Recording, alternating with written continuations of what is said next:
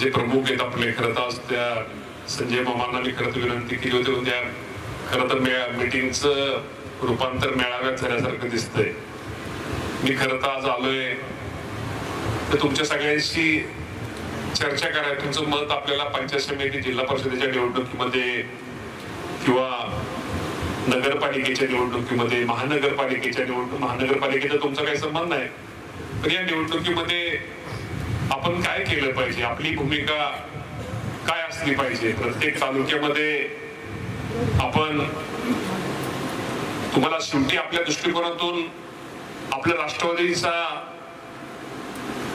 जो आपला कार्यकर्ता आहे किंवा जो आपला उमेदवार आहे तो कसा निवडून येईल यासाठी तुम्हाला तिथं खाली कुठल्या गोष्टी करणं गरजेचं आहे. शेवटी स्थानिक परिस्थितीवर तुम्ही राजकारण करत असता, स्थानिक परिस्थितीत तुम्ही फिरत असता. त्यामुळे प्रत्येकाच्या तालुक्यातलं राजकारण, प्रत्येक तालुक्यातलं समीकरण हे वेगळे. त्यामुळे खरं तर आज मी तुमच्याशी हितगुज एक संपर्क मंत्री म्हणून आज हा काय मेळावा वगैरे नाही, की काय समजा अक्कलकोट तालुका आहे, त्यामध्ये आपण नगरपालिकेला काय केलं पाहिजे, कुणाबरोबर गेलं पाहिजे, कुणाबरोबर राहिलं पाहिजे, किंवा तुमचं मत आहे की आपल्याला सेपरेटच लढायचे तर सेपरेट लढायचं. जिल्हा परिषदला अक्कलकोट तालुक्यामध्ये आपण काय केलं पाहिजे, आपली व्यूहरचना काय असली पाहिजे, पंचायत समितीला काय असली पाहिजे, किंवा ह्या बाबतीमध्ये तुमच्या सगळ्यांचं मत आपण जाणून घेण्यासाठी आलेलो आहे. शेवटी आपण महायुती म्हणून आज तरी आपण सगळेजण महायुती म्हणून सगळे सामोरं जाणार आहोत. कारण का शेवटी वरचे 3 नेते मंडळी बसल्यानंतर या तिघांच्या बाबतीमध्ये ते धोरण त्यांचं ठरणार आहे. पण आज विचार केला तर आज आपल्याला सगळ्या जागेवरती निवडणुका ह्या लढवायच्या, सगळ्या जागेवरती आपल्याला उमेदवार आपल्याला उभा राहायचंय. हे मला आजचं आपल्या पक्षाचं ते धोरण आहे.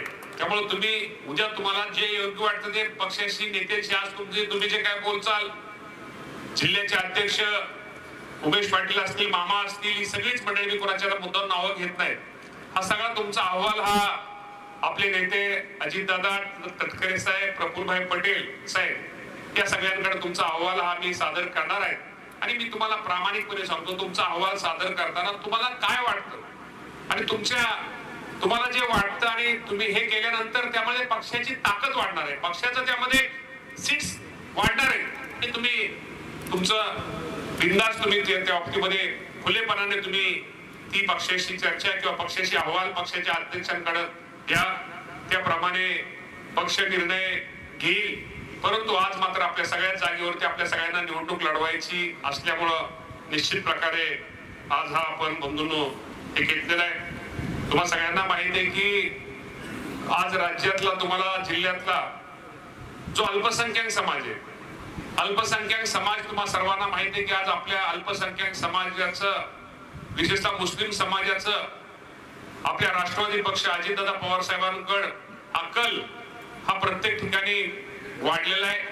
अजितदादा पवार साहेबांवरती त्यांचा विश्वास यासाठी निर्माण झालेला आहे की दादा ज्या वेळेस आपण नेहमी म्हणतो की हिंदू मुस्लिम आम्ही सगळे भाई आहोत, आमच्या सगळ्यांचं रक्त हे लाल आहे, हे नुसतं म्हणण्यापेक्षा ज्या वेळेस एखादा नेता चुकीचं वक्तव्य मुस्लिम बांधवाबद्दल करतो, त्याला त्या कुणी चुकीचं मुस्लिम बांधवाबद्दल बोलतो, त्याला परखडपणे उत्तर देणारा महाराष्ट्रामध्ये एकच नेता आहे, त्याचं नाव अजितदादा पवार साहेब आहे. हे मुस्लिम समाजाने हे जाणलंय, त्यामुळे मुस्लिम समाज आपल्याकडे वाढलेला आहे.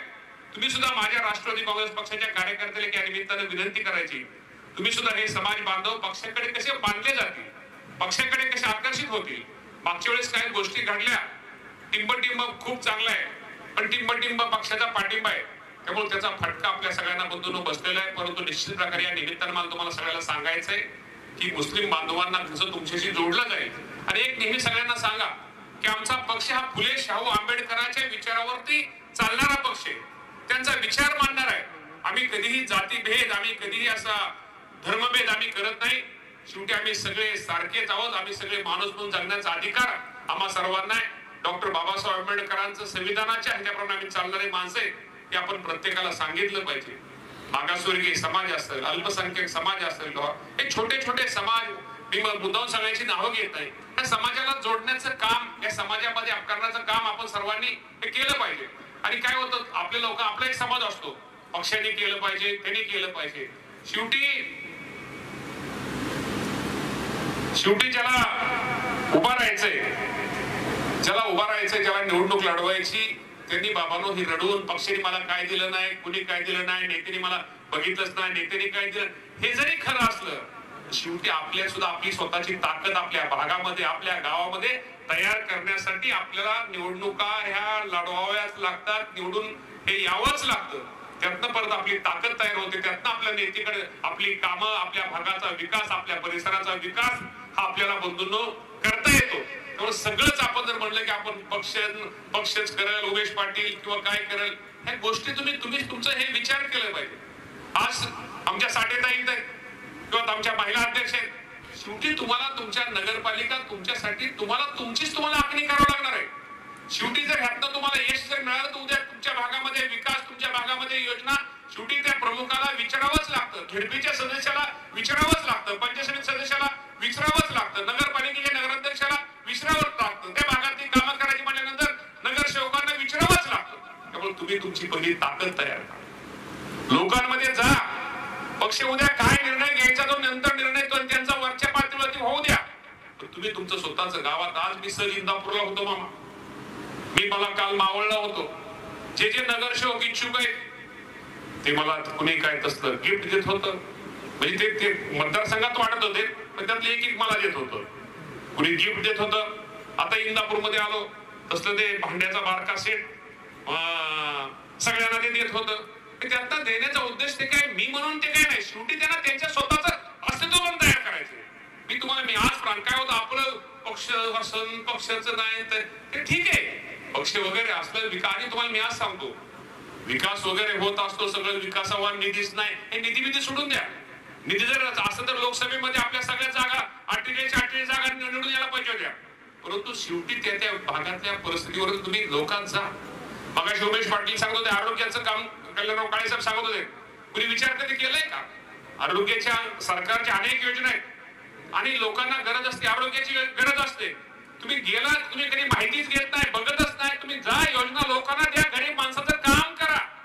गरीब माणसाचं काम करा, त्या आरोग्याच्या योजना आहेत, त्या गरीब माणसाला शेवटी आपल्या अडचणीच्या काळात जी माणसं आपल्याला मदत करतात, जी सहकार्य करतात, ती माणसं आयुष्यभर जोडली जातात. आरोग्याच्या ज्या योजना आहेत, धर्मादायाच्या योजना आहेत, त्या योजनेमध्ये त्या तुमच्या भागातल्या, तुमच्या वार्डातल्या, तुमच्या पंचायत समिती गणातल्या, तुमच्या झेडपीच्या गणातल्या आपण किती लोकांना त्याचा लाभ दिला, त्या लोकांना किती मदत केली, त्या लोकांना किती सहकार्य केलं, याच्यावरती सुद्धा बरेचसे गणित अवलंबून असतात. अजून तुम्हाला वेळ आहे, अजून लोकांकडे जा, लोकांच्या सुखदुःखामध्ये जा. लोकांना सुखदुःखामध्ये गेलेलं खूप आवडतं. कदाचित सुखामध्ये लोक विसरतील, पण दुःखाच्या काळामध्ये आपण तिथं जाऊन बसलो, त्यांना दिसतंय एक लोकांना आधार दिला. त्या दुःखाच्या काळामध्ये तिथं जरा शेवटी हा एक वेगळ्या प्रकारचे नातं तयार होतं. सुखाच्या काळामध्ये, दुःखाच्या काळामध्ये हे नातं तयार होतं. आणि मी आज सांगतो, कदाचित आज तुम्हाला मी सांगतो की आयुष्यामध्ये नेहमी लक्षात ठेवा, सर्वसामान्य माणूस केंद्रबिंदू माना. आणि गरीब मोठे माणसं कदाचित तुम्ही किती कामं केली, त्या माणसाला किती मदत केली, तर मोठी माणसं विसरतील. गरीब माणसाच्या अपेक्षा खूप छोट्या असतात, त्यांच्या गरजा खूप छोट्या असतात, कमी असतात. त्या गरजाच्या काळात त्या जर आपण गरीब माणसाला मदत केली, त्या गरीब माणसाला जर सहकार्य केलं, तर गरीब माणूस तुम्हाला तुमच्या आयुष्यात कधी विसरणार नाही. तर गरीब माणसाला केंद्रबिंदू माना. अनेक केंद्राच्या राज्याच्या योजना, त्यासाठी तुम्हाला काय कुठला तरी पुढारी ठेवावं लागतं, कुठल्या पक्षाचं लेबरच लागतं असं नाही आहे. तुम्ही पंचायत समितीमध्ये गेलाय, एमआरएच्या माध्यमातून विहिरीचं गायीचं प्रकरण करण्यासाठी कोणाला मदत केली आहे? एमएससीबीचं कुणाचं एखादं बिल एखाद्याचं वाढून आलंय, ते बिल कमी करण्यासाठी आपण कधी कुणाला मदत केली आहे, कुणाला सहकार्य केलंय? बाबा ह्याचा कधीतरी विचार केला पाहिजे. शेवटी कुठल्या गोष्टी तुम्हाला एका जादूची काढी नाही, नेता किंवा पुढारी त्यासाठी होत नाही. तुम्ही जसं गरिबांना, लोकांना जोपर्यंत मदत करत नाही, तोपर्यंत ह्या गोष्टी तुम्हाला कराव्याच लागतील. जर तुम्ही या गोष्टी केल्या नाही, तर तुम्हाला मी आज सांगतो, तुम्हाला हे निवडणुका येतील जातील, परंतु आणि पक्षाच्या नावाने, नेत्याच्या नावाने पहिलं खडं फोडायचं बंद करा. तुम्ही तुमचं अस्तित्व तयार करा. जर तुमचं अस्तित्व तयार झालं, आपोआप वारसा येतो तुमच्या दारात. तुमचं अस्तित्वच नसलं, तुमचं हेच जर नसलं, उगा नेते मंडळी पक्षाने आम्हाला काय दिलं, एवढी निष्ठा केली, इतकी सेवा केली, हे असलं आता ते सोडून द्या. हे कुठेतरी आता स्पष्ट बोलण्याची गरज आहे. आणि मी सांगतो, ज्याला उभा राहताना एक नेहमी लक्षात ठेवा, ज्याच्याकडे सगळ्या गोष्टीने ज्याच्याकडे लढण्याची ताकद आहे, उगा मी असं केलं, मी एवढं केलं, हे आता तो निवडून पक्षाशी प्रामाणिक असणारा, निवडून येणारा आणि सगळ्या बाजूनी त्याला लोक त्याला सहकार्य करतील, समजून घ्या, सगळ्या बाजूनी त्याला लोक सहकार्य करतील आणि तो सगळ्या बाजूनी लोकांना सहकार्य करेल अशी माणसं तुम्ही तयार करा, अशी माणसं तुम्ही उभा करा. आता हे पक्ष वगैरे सगळं तुम्हाला तिथे डोक्यात पहिलं तुम्ही ते काढा. उमेश पाटील पक्ष तर आहेच, नेते तर आहेत, पक्षाची मदत तुम्हा सर्वांना आहे. बघा उमेश पाटलांनी सांगितलं आज मामा पक्ष कोण असतं, मामा आमच्या बरोबर दिसलं असतं. आज बबन दादा आपल्या आज आजारी, दादांचं काम तुम्हाला सगळ्यांना माहित आहे. दादा वरून तिथं सुद्धा लोकांना किती मदत व्हावी, सहकार्य करावं, स्वतः किट त्यांनी कारखान्याच्या वतीनं इथं गोरगरिबांना दिलं. तिथं दादांच्या माध्यमातून खूप मोठी मदत तिथं झालेली आहे. रणजित भैया तुम्ही फक्त दादांना साथ द्याव, म्हणजे साथ तुम्ही देताय, तुम्ही तर स्वतः आता 4-5 महिने होता. शेवटी जुनी माणसं त्यातनं विचार काय होतं लोकांना, आता काय होतं मी पाहिलं लोकांना आपल्यापेक्षा बाहेरच्यांचं लई जास्त चांगलं दिसतं. तसं नाहीये. तुम्हाला मी सांगतो काय होतं मग ह्यामुळं लोक कुठल्याही गोष्टीमध्ये संभ्रम तयार नाही झाला पाहिजे. आणि एकदा संभ्रम नाही झाला आपल्याला वाटतं की आपलं काहीतरी होईल वगैरे, त्यामुळे त्याचा फटका पार्टीत जाऊ द्या मोठ्या आपल्या स्वतःला सुद्धा कधी कधी बसतो. त्यामुळे पाठीमागे जायची वेळ ही निश्चित प्रकारे येते.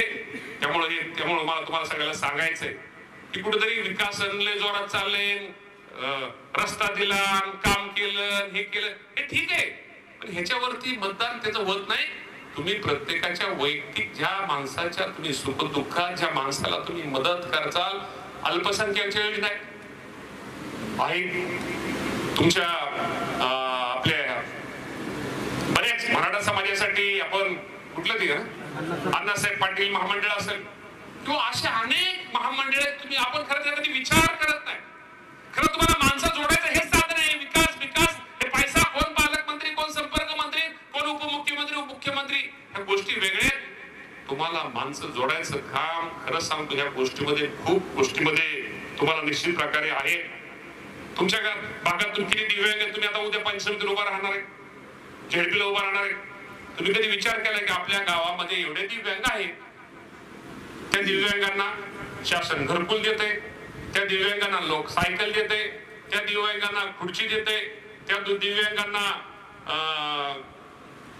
एक कर्ज तर सोडून द्या, त्या दिव्यांगांना अनेक गोष्टी सरकारच्या माध्यमातून हे सगळं फुकट आहे. त्यासाठी तुम्हाला काय नाही, फक्त तुम्ही पंचायत समिती, जिल्हा परिषद कुठेतरी जायचं, तेवढं फक्त त्याला मदत करायची काम आहे. माणसं खरंच तुमच्या आयुष्यभर तुम्हाला जोडले दिव्यांगाचं असतं. आता वयोश्रीची काय ज्येष्ठ माणसाच्या समोर बसतात, वयोश्री योजना केंद्र सरकारची, राज्य सरकारची, त्यासाठी काय राजकारण कुठल्या पक्षाचं तुम्हाला लागत नाहीये. वयोश्री योजनेमध्ये तुम्हाला मी सांगतो, तुम्हाला अनेक लोक जोडता येतात, अनेक लोकांचं त्यामध्ये ज्या योजना आहेत, फक्त योजनेमध्ये तुम्हाला भाग घ्यायचा आहे, त्या माणसाला फक्त मार्गदर्शन करायचंय, फक्त त्या माणसाला सपोर्ट करायचा आहे. पण आपण कधी विचारच करत नाही, आपण फक्त ह्याच गोष्टी सगळ्या करतो. कामगारांचं माहिती आहे, कामगार नोंदणी आपण तुम्ही आज सगळे कार्यकर्त्यात किती लोकांनी आपापल्या गावामध्ये कामगारांची नोंदणी केली मला सांगा. अरे नोंदणी जर तुम्ही त्या कामगारांची केली तर त्या कामगारांना किती तो माणूस तुमचे अनेक उदाहरण आहेत. आज तुम्हाला मी सांगतो पंतप्रधान आवास योजनेच्या बाबतीमध्ये सरकारने हे काढलं होतं. आतापर्यंत मला वाटतं मागची वेटिंग लिस्ट सगळी संपलेली आहे. नवीन तुम्हाला चान्स होता. मागच्या महिन्यामध्ये तुम्हाला जेवढे कोण लोक त्यामधनं वंचित राहिलेले त्या सगळ्यांचा अर्ज घेऊन सगळ्यांचं हे करायचं तुम्हाला चान्स होता. मला माहित नाही तुम्ही लोकांनी तो कदाचित तुम्ही सगळ्यांनी भरले असतील. मी खरं तर मी माझ्यावर जातोय. तुम्ही खूप हुशार आहात सोलापूरकर सगळे, त्यामुळे तुम्ही कदाचित तुमच्या भागातल्या लोकांचे सगळे म्हणजे मी तुम्हाला सांगायचा उद्देश की तुम्हाला माणसं जोडायला एक संधी असते. ही संधी आयुष्यामध्ये नेहमी लक्षात ठेवा. मी आज इंदापूर मध्ये येतोय, स्पष्ट तुम्हाला बोलतो काय तुमच्या लांब नाही, माझ्या पुढे किती मोठा विरोधक आहे, किती मोठी त्यांची यंत्रणा आहे, पण मी ह्या बारीक सारीक गोष्टीचा विचार करतो. वयोश्री योजनेमध्ये तुम्हाला मी सांगतो, काल सहज मी पाठीवर बसलो इंदापूरला, त्यासाठी मला कुठल्या पुढाऱ्याचं मंत्र्याची मला कुठेही लागलेलं नाही. आमचा सचिन सपकाळ त्यांनी फक्त फॉर्म भरलाय, कुठे सचिन सपकाळ आलाय, हा सचिन सपकाळ आणलाय, त्यांनीच माझ्या परस्पर मी काहीच केलं नाही. वयोश्री योजनेमध्ये इंदापूर तालुक्यामध्ये फक्त किती लोकांना पैसे काल मंजूर झाले? 39,7 लोकांना. किती रक्कम सांग? 3907 लोकांना रक्कम. मी सहज त्याला विचारलं, बघा ह्याने एकट्याने 3907 लोकांचं फॉर्म भरले. अध्यक्ष हे तुम्ही पण ऐका.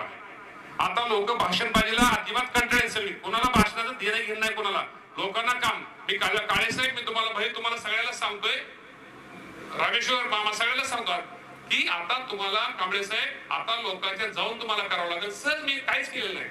सचिन सपकाळनी फॉर्म भरले मागच्या 2 महिन्यापूर्वी 3907 लोकांचं. मावा इंदापूर तालुक्यामध्ये 1,69,00,000 रुपये मंजूर झाले वयश्री योजनेमध्ये. दिव्यांगाचं किती झालं? 2 मिनिटं एक बोलतो जरा. दिव्यांगाचं 247 लोकांनी दिव्यांगाने घेतलं, त्यांना 31,52,000 रुपये शेवटी.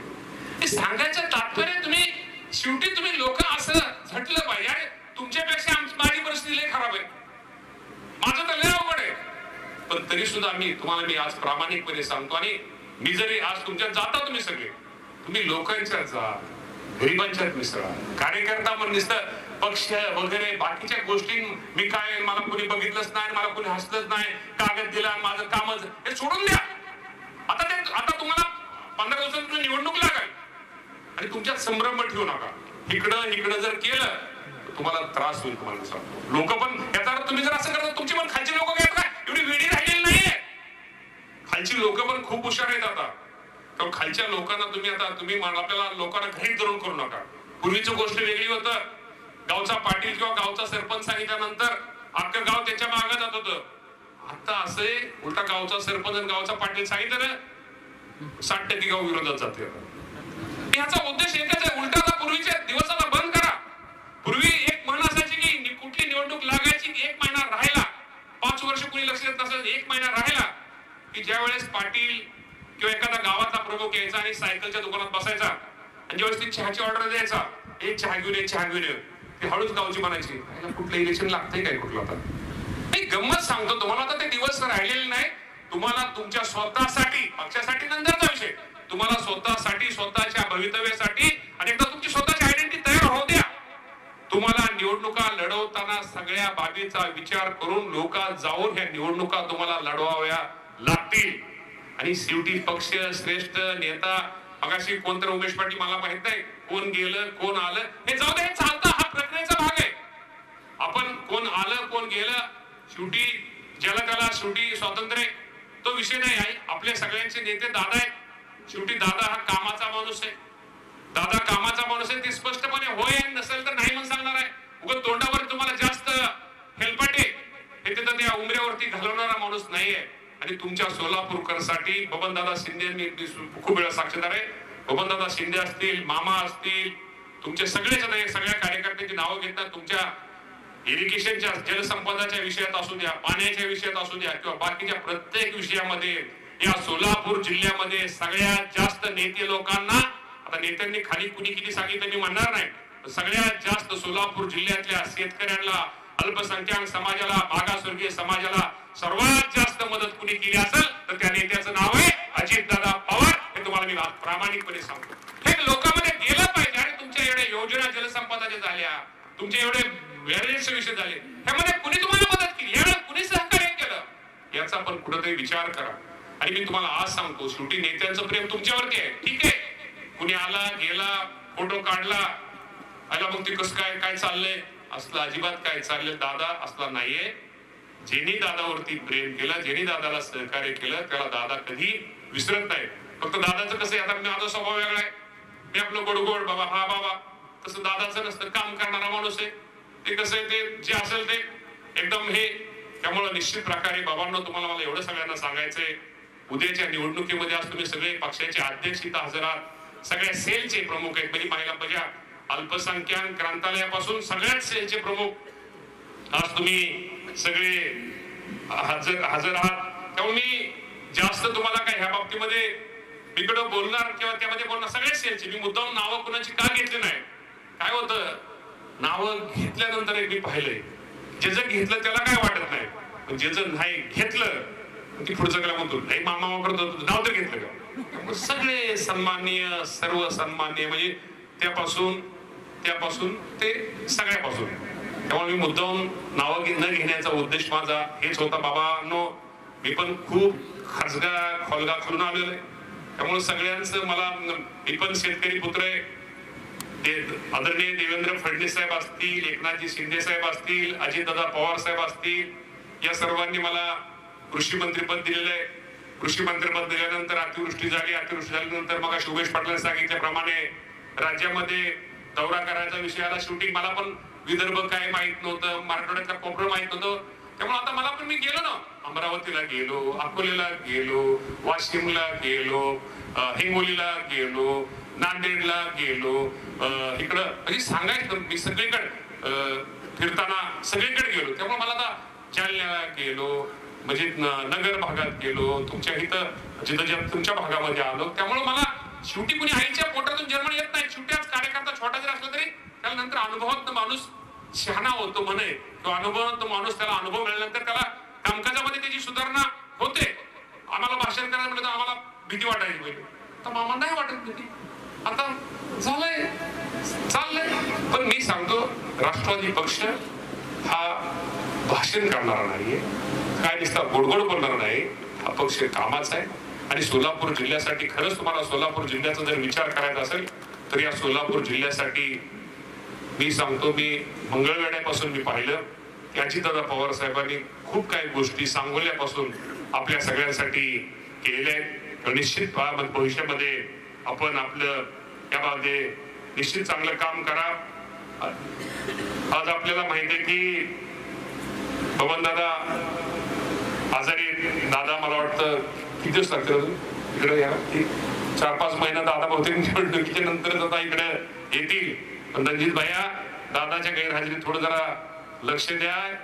माणसं लय भारीत काय काय सगळी, त्यामुळे लक्ष तुम्हाला सगळं द्यावं लागेल. शेवटी आता कुठेतरी आपल्याला एकदा हे केलं, तुमचं सगळं भारी हो.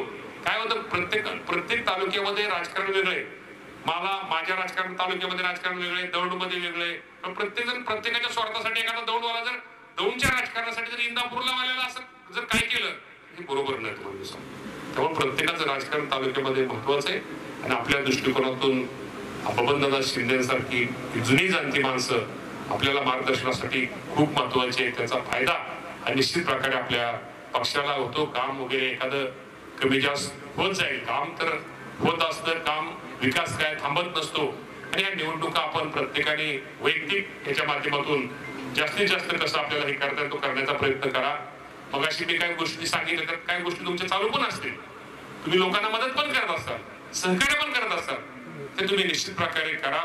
आणि तुम्ही तुमचं जे म्हणणं आहे, लेखी म्हणणं, पक्षाचे जिल्ह्याचे अध्यक्ष, तुमच्या भागामध्ये एखादी नगरपालिका आहे, समजा माळशिरसची नगरपंचायत आहे, माळशिरस नगरपंचायतीमध्ये आपण काय केलं पाहिजे, माळशिरस शेर्पीच्या गटामध्ये आपण काय केलं पाहिजे, स्पष्ट मत तुमचं द्या. शेवटी निर्णय आज आपण तर माहितीमुळे सगळे एकत्र आहोत, आज तिन्ही पक्ष आपण सगळे एकत्र आहोत. उद्या ते तिघं बसून काय निर्णय घ्यायचा ते त्यांच्या वरच्या लेवलला ते घेतील. पण तुम्ही सगळ्यांनी तुमचं मत हे पक्षाच्या अध्यक्षांकडे तुम्ही निश्चित प्रकारे द्या. आणि आपल्या बोलण्यामुळं, वागण्यामुळं कुठं पक्षाचं नुकसान होईल किंवा कुठं नेत्याचा कुठला एखादा कमीपणा होईल असं आपण सर्वांनी कुठंतरी आपण करू नका. अतिवृष्टीमध्ये मदत आपण खूप मोठ्या प्रमाणामध्ये आपण सोलापूर जिल्ह्याला सुद्धा आतापर्यंत काल अखेर आपल्या सोलापूर जिल्ह्यामध्ये आपण साधारणतः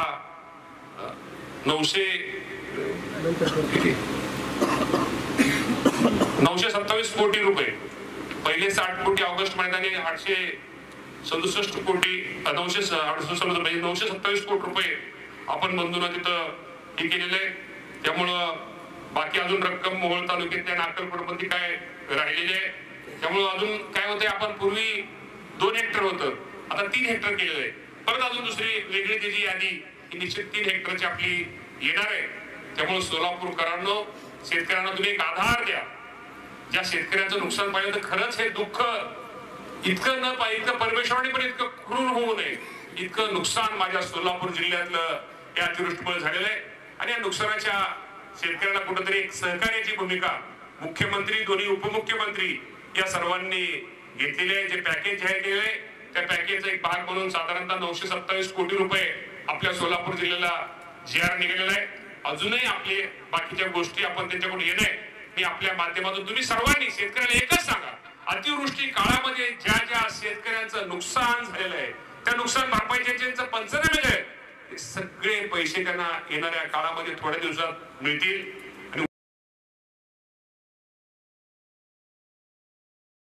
जे पंचनाम्याची माहिती द्यायची असते केंद्र राज्यामध्ये आपण खालीवर करू शकतो, पण केंद्रातली माहिती आपल्याला अचूक द्यावी लागते.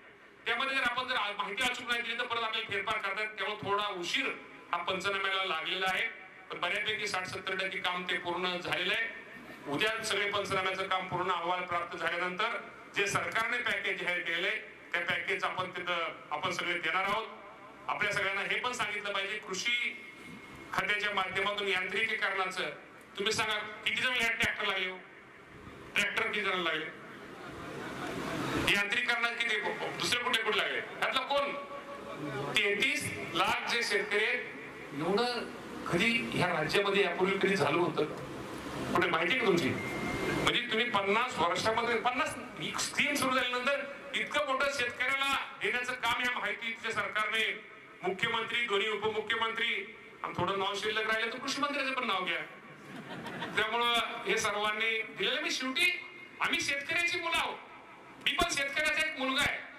मी शेतकऱ्याचा मुलगा, शेतकऱ्याचं दुःख काय, शेतकऱ्याच्या अडचणी काय, शेतकऱ्यांचे प्रश्न काय, कुठले निर्णय शेतकऱ्याच्या दृष्टीने हिताचे याची जाण असणारे आम्ही सगळीच मंडळी असल्यामुळं येणाऱ्या भविष्य काळामध्ये तुम्ही हे मी तुम्हाला का सांगतोय हे तुम्ही लोकांना सांगा. आणि एक सांगतो, हा जमाना मार्केटिंगचा आहे. तुम्ही जर असंच गप बसला तर तुम्हाला कुणी विचारणार नाही. तुम्हाला तुम्ही जे काम करता त्याचं थोडं थोडं काही गोष्टी लोकांना सांगावेच लागतील, लोकांना पटवून द्यावेच लागतील. राज्य सरकार तुमच्यासाठी काय करतंय, राज्याचे मुख्यमंत्री, दोन्ही उपमुख्यमंत्री, विशेषतः अजितदादा पवार साहेब हे माझ्या मुस्लिम बांधवांसाठी काय करताय, मुस्लिम बांधवांसाठी खूप मोठ्या नेत्यांना एका मिनिटात त्यांनी स्टेटमेंट दिल्यानंतर कुणी उत्तर दिलं, त्याला कुणी आडवं लावलं, हे पण माझ्या मुस्लिम बांधवांना तुम्ही सगळ्यांना हे सांगितलंच पाहिजे. हे सुद्धा आजच्या कार्यक्रमाच्या निमित्तानं तुम्हाला सर्वांना निश्चित प्रकारे सांगतो. सोलापूर जिल्ह्याचा विविध यांत्रिकीकरण योजना लॉटरीमध्ये निवड झालेली लाभार्थी संख्या आहे मामा सोलापूर जिल्हा 1,96,335 आणि ट्रॅक्टरची निवड झालेली सोलापूर जिल्ह्यात 77,773 77,000. आणि लाभार्थी अजून अपलोड, तुमची माहिती कमी अपलोड करून घ्या. आणि हार्वेस्टरची मला वाटतं हार्वेस्टर किती तुमचे, आता मी काही जास्त मी तुम्हाला सांगायचं तात्पर्य एवढं की तुम्ही लोकांना सांगा. कृषी अवजारांची संख्या आहे 3,376. परत इकडे ह्याचं नाही काय हार्वेस्टरचं, बाकी इतर बारके छोटे हार्वेस्टरचं ठीक आहे. तुम्ही यांत्रिकीकरणाचं ते लोकांना सांगा. कृषी विभागाच्या माध्यमातून असेल, दादांच्या माध्यमातून असेल, ह्या गोष्टी तुम्ही लोकांना सांगा. शेवटी तुम्ही ह्या गोष्टी हे यांत्रिकीकरणाचं आता महत्वाचं आहे. तुम्हाला कुणी काय दिलं, तुम्हाला हे कुणी दिलं म्हणजे आज मी मुद्दाम का पक्षाच्या लोकांना हे तुम्हाला पण माहिती असलं पाहिजे. तुम्हालाच माहिती नसलं तर काय त्याचा उपयोग आहे. हे तुम्हाला मी फक्त कृषी विभागाचं सांगतोय. महिला बाल कल्याणचे आपले आदित्य आहे, त्यांना विचारा. क्रीडा विभागाच्या माध्यमातून कोकाटे साहेब आहेत, त्यांचं काय झालंय. मुस्लिम साहेबांच्या माध्यमातून काय झालंय.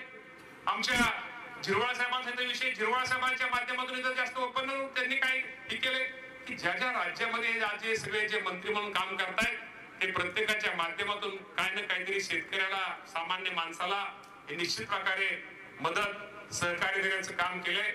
त्यामुळे ह्या निवडणूक आपल्याला आज तरी महायुती म्हणून लढवायच्या, पण तयारी आपण सगळ्यांनी प्रत्येकाने आता आपल्याला निवडणूक लढवायची या हेतून आपण सर्वांनी तयारी करावी. आणि आपल्या ज्या काही सूचना असतील, आपलं जे काय म्हणणं असतील, आपण कृपा करून लेखी म्हणणं उमेश पाटलांकडे द्या. उमेश पाटील एकत्रित अहवाल करतील.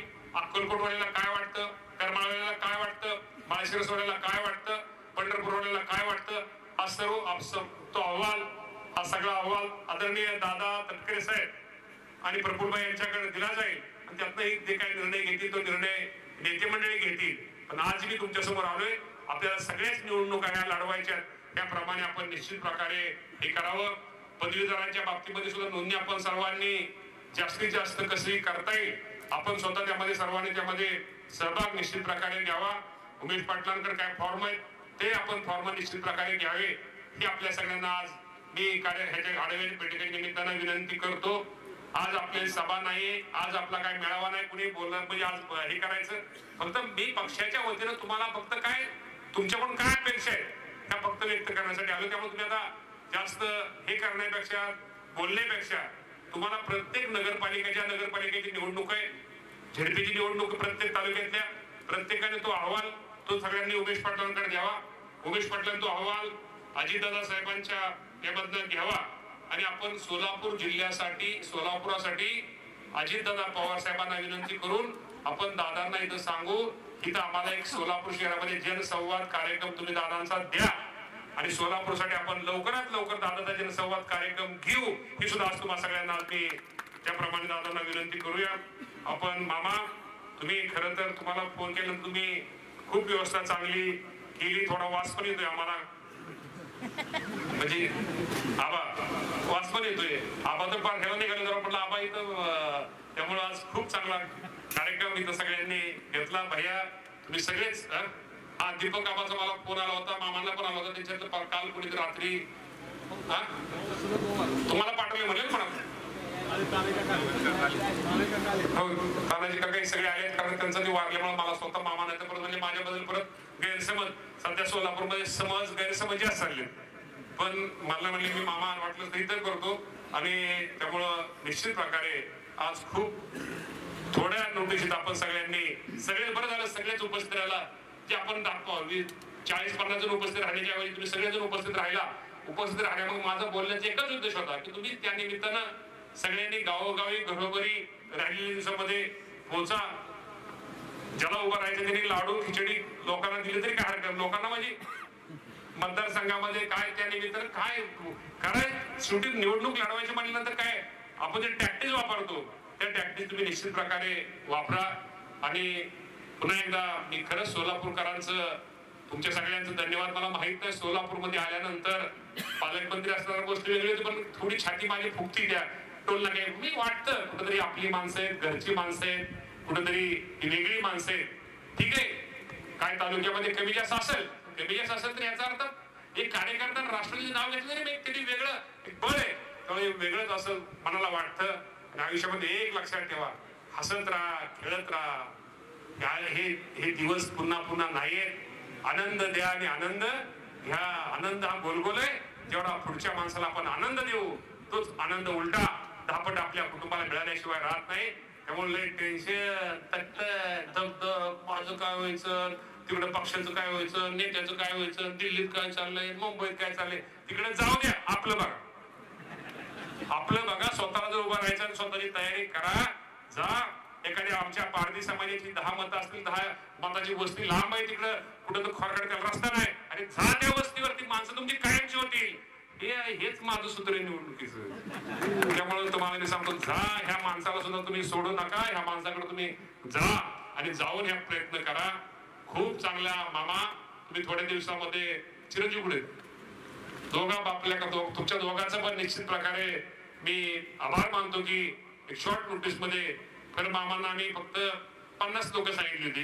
म्हणलं प्रमुख अध्यक्ष फक्त अध्यक्ष बाकी मला संजय पाटलाचा फोन आला म्हणले तर अध्यक्षांना फक्त बोलले आपले विमाननगरचे तुमचे ते म्हणले नाही म्हणलं अध्यक्षांनाच बोलले. म्हणलं परत मी कुठं हे करू म्हणजे त्यांचा फोन आला म्हणलं काय अडचण नाही तर म्हणले ठीक आहे. म्हणले मामा तुमची शॉर्ट मिटिंग आहे असू दे. शॉर्ट मिटिंगची आपली मोठी मिटिंग झाली अक्कलकोट बरं आहे ना असू द्या. त्यामुळे लेकिन जोरशे रहेंगे. त्यामुळं काय काळजी करू नका.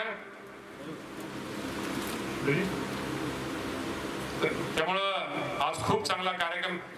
मिसेसची तब्येत बरी का बरी आहे ना. त्यामुळं असली हाडांची कार्यकर्ते खूप दिवसापासून मिळवते. आपलं कमी तिथं शेवटी माणसं जीवाभावाची येतो आपली माणसं. त्यामुळे अशी माणसं बघितल्यानंतर निश्चित प्रकारे त्या बाबतीत आता विकास काम तुम्ही नगराध्यक्ष झाल्यानंतर तुम्ही नगरसेवक झाल्यानंतर तुम्ही जेडपीचे सदस्य झाल्यानंतर तुम्ही पंचायत सदस्य झालं मग सांगा आता विकास काम याच्यावर तुम्ही आता काय लगेच कुठलं काय होणार नाही आणि ते काम आपण नंतर करू. आपल्याला आता राज्याच्या तिजोरीच्या त्याच्याकडे थोडं थांबा. फक्त थोडं काय गोष्टीमध्ये ते आपल्याला नंतर आपण त्या सगळ्या गोष्टी करू. आता कुणी पत्र दिलं काय दिलं त्यामध्ये काय खरं नसतं. त्यामुळं तुम्ही ह्या गोष्टी निश्चित प्रकारे लक्षात ठेवा आणि येणाऱ्या पंचायत समितीच्या, जिल्हा परिषदेच्या, नगरपालिकेच्या, नगरपंचायतीच्या आणि महानगरपालिकेच्या निवडणुकीमध्ये राष्ट्रवादी काँग्रेस पक्षाचा झेंडा फडकवा ही आपल्या सगळ्यांना विनंती करतो. थांबतो आणि धन्यवाद. जय हिंद, जय महाराष्ट्र.